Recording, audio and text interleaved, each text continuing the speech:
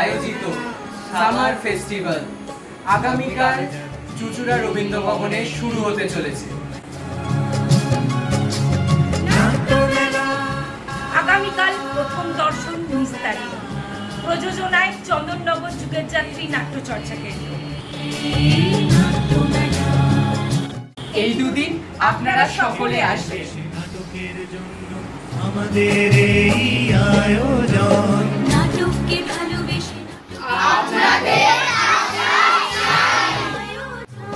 কত শত মানুষের মিলনের মেলা, কত শত মানুষের মিলনের